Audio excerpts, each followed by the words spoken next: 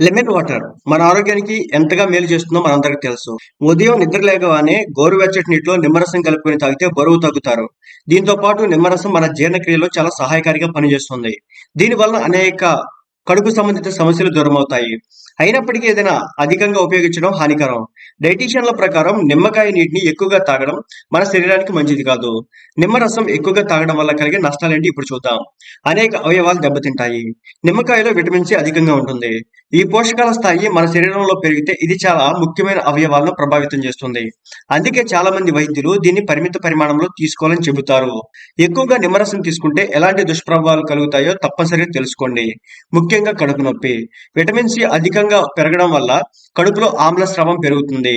ఎందుకంటే ఇది ఎసిడిటీ ప్రమాదాన్ని గణనీయంగా పెంచుతుంది.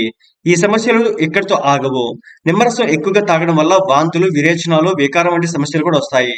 చాలా మంది ప్రజలు గ్యాస్ట్రో ప్రాబ్లంతో కూడా ఇబ్బంది పడతారు. అలాంటి వారు తక్కువగా నిమ్మకాయ రసాన్ని తీసుకోవాలి. ఇక నోటిలో పుండ్లు. నిమ్మకాయను తరచుగా నోరు, దంతాలను శుభ్రం చేయడానికి ఉపయోగిస్తారు. అయితే మీరు అవసరాన్ని దానికంటే కూడా ఎక్కువ నిమ్మరసం తాగితే అందులో ఉండే సిట్రిక్ యాసిడ్ నోటి కణజాలంలో వాపుని కలిగిస్తుంది. దీని కారణంగా నోట్లో పొక్కులు, అల్సర్లు, పుండ్లు, మంట ఏర్పడుతుంది. నెక్స్ట్ బలహీనమైన దంతాలు. మీరు నిమ్మరసం తాగినప్పుడల్లా స్ట్రా పైపును ఉపయోగించడానికి ప్రయత్నించండి. ఎందుకంటే ఇది దంతాలపై ప్రభావాన్ని చూపిస్తుంది. ఇలా చేయడం వల్ల దంతాలు బలహీనపడతాయి. నేరుగా నిమ్మరసం తాగితే గనక దంతాలు చెడిపోయే ప్రమాదం ఉంది కాబట్టి స్ట్రాను ఉపయోగిస్తే మంచిది.